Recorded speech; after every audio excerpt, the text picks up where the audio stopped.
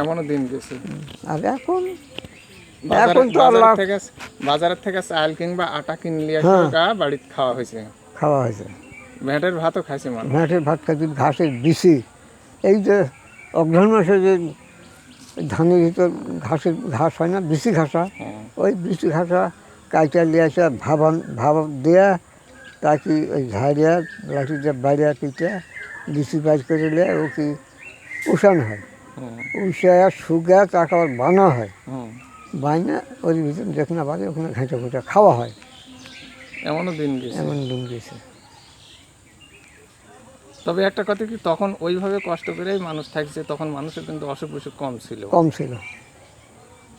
অসুখ কিছু কম মানে যে আমি শুনিনি যে মেডিকেল, এরা শুনিনি, তবে আমার বাপ মায়ের মুখে শুনেছি যে হাসপাতাল আছে। হাসপাতাল কী জিনিস চোখ দিয়ে দেখিনি, শুনেছি কান দিয়ে, কিন্তু আমি যাইতেও দেখিনি কাউকে,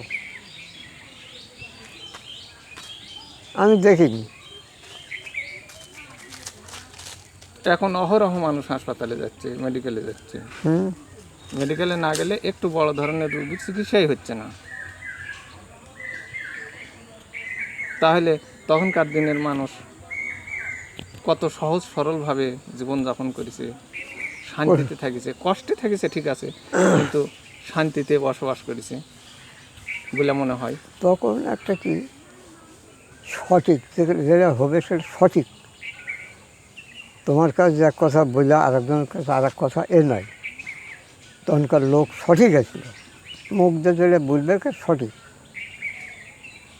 ব্যাঠিক নয়। তখন আমোদ ফুর্তি হয়েছে।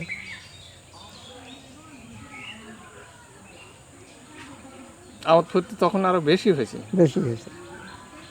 এখন তো ওগুলান আমরা যেগুলান মনে করো লাউ ধরেছি, লাঠি খেলেছি, মোর্চা করছি, এ করছি, শাক মেলা করছি, মেলা কিছু করেছি, গান করেছি, সব কিছু করেছি, কিন্তু এখন তো সেগুলো নাই। আছে কি না, কিছুই নাই।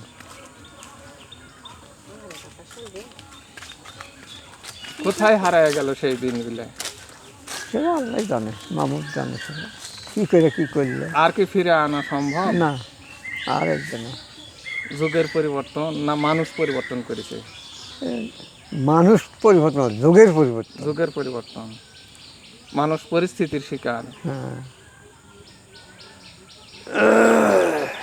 কিন্তু সেই দিনগুলোকে আর ফিরে আনা সম্ভব না,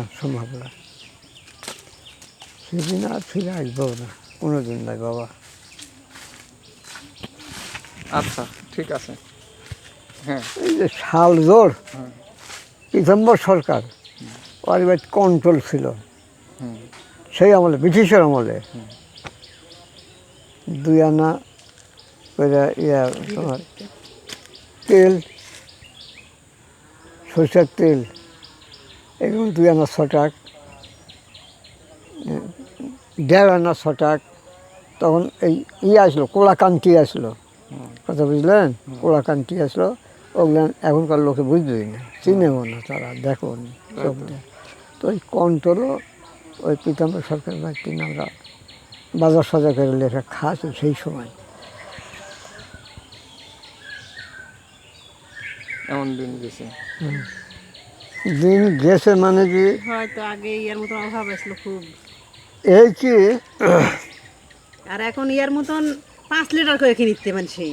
এখন মনে করো যে এই আমার বাড়িতে আমার মাও যখন ছিল তখন 100 টাকা করে সরষের তেল গাঙ্গর হাট থেকে কিনেছি, আবার হাটের দিনে গেছি ওই বোতল আমাকে দেবে, শিশি আমাকে দেবে, হাট করবে, আবার 100 টাকা তেল আবার ওই হাটে গালে আসবো, কথা বুঝলেন। তো এখন মানুষের বাড়ির কথা বলবো না, আমার বাড়িতে হাফ কেজির নিচে তেল নিয়ে আসবো না কোনো দিনই নয়।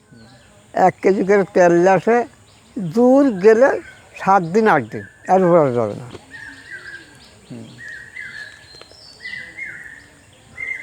আমি এই তো মানুষ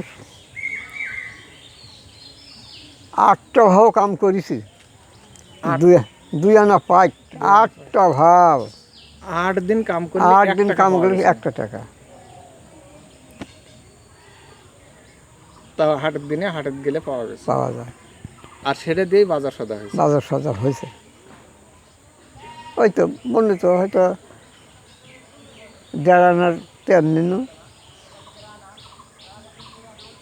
ঝাল লবণ নিন 2 পয়সার, 3 পয়সার, 4 পয়সার, এমন করে সদা যে লাভ হয় ওক নেই ভালো, ওরাই সঠিক পাওয়া যায়, ভালো পাওয়া যায়। খাঁটি এখন জিনিস, খাঁটি জিনিস। এখন এই যে তেল বিক্রি করতেছে সর্ষের তেল, কোনো ব্যক্তিগুলো ভেবে মাথা শুয়াগুলো ভেবে যে আমি এই খাঁটি সর্ষের তেল বিক্রি করতে, তখন ভেজাল ছিল না, ভেজাল কোনো ছিল না।